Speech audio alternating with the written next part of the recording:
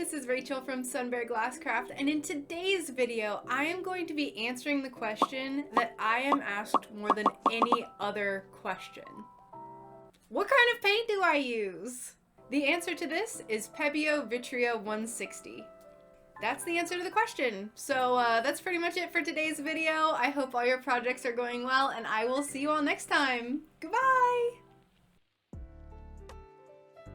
I'm just kidding. Y'all know I can talk for way longer than that, so I'm going to be talking for at least minutes about this paint, especially because I've been using it for over 2 years now.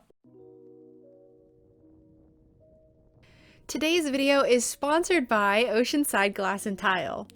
Oceanside creates high-quality glass for stained glass artists, fusible glass projects, as well as all glass needs for around the home. In just a few weeks, Oceanside Glass and Tile is going to have a booth at the 26th Annual Glasscraft and Bead Show held in Las Vegas from April 12th to the 16th. They're having 2 meetups a day on the 14th and the 15th, one of the meetups around noon and one will be around 5 p.m.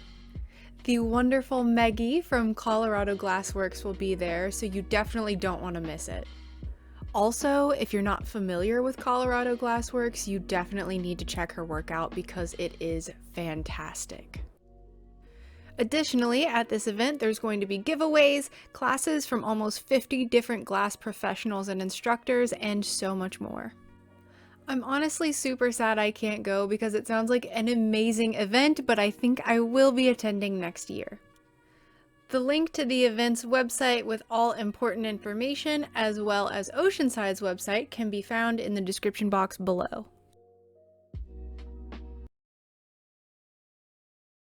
Alright, so let's get into Pebeo Vitrea 160 paints. These are all the colors that I have, although I have multiple bottles of each color, and I'll show the specific colored names in just a few seconds. I've purchased all of my paints from Blick Art Supplies, just because it's a place that I can go in store, but I know people have ordered it online as well.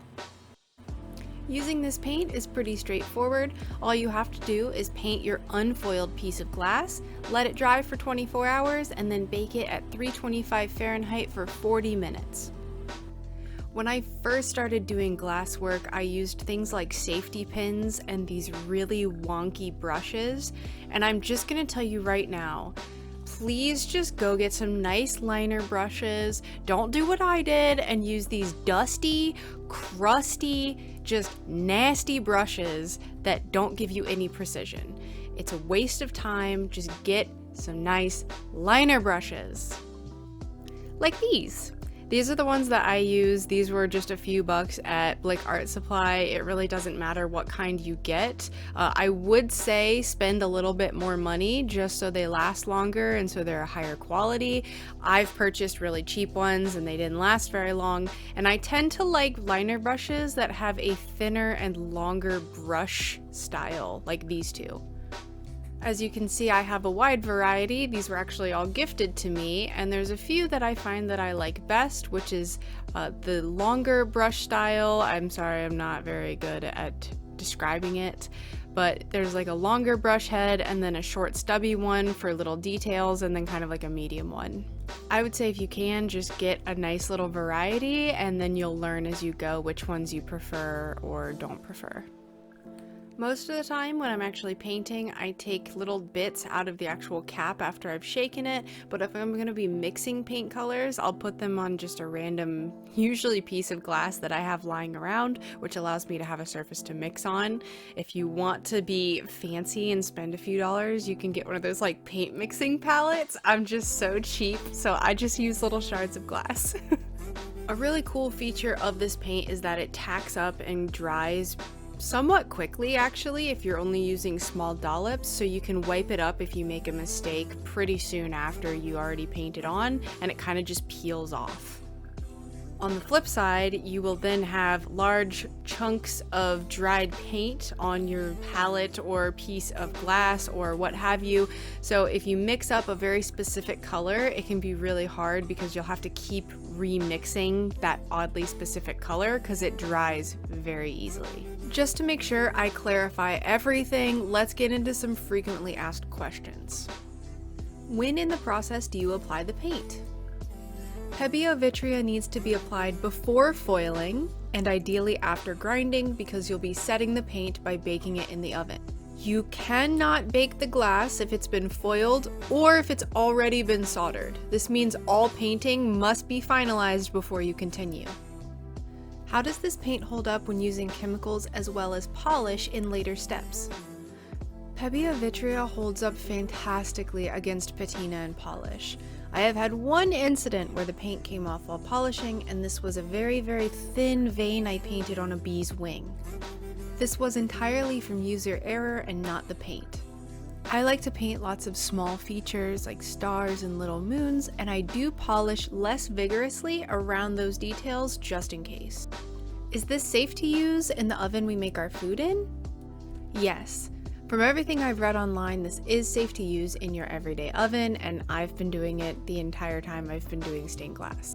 This is in the instructions on the bottle, so I trust Pebeo has done their research. I do always err on the side of caution, so don't bake your painted glass with your Christmas ham or anything, but it is safe to use in the oven. Where the heck can I buy such wonderful, fantastic paint? I purchase my paint in person from Blick Art Supplies, and you can order from them online. There's also tons of other online suppliers you can get it from.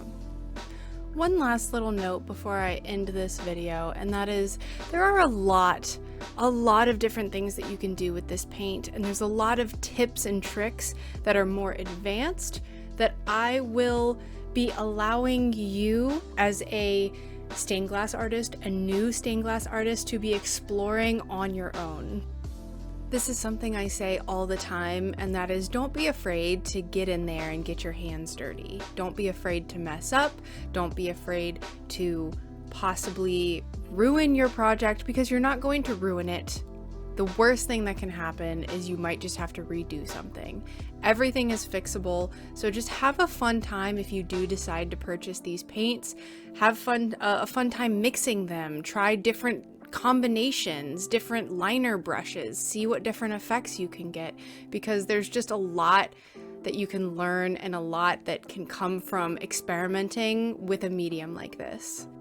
As an actual final note, you might have noticed that alien I was painting.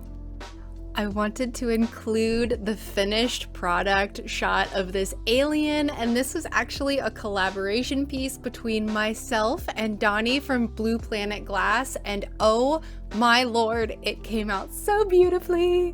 I know this video has been like promo after promo, but there's been a lot going on. This is my first collaboration piece, and I'm just so thrilled with how it came out.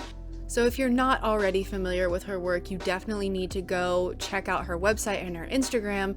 I will be putting all of her links down below as well.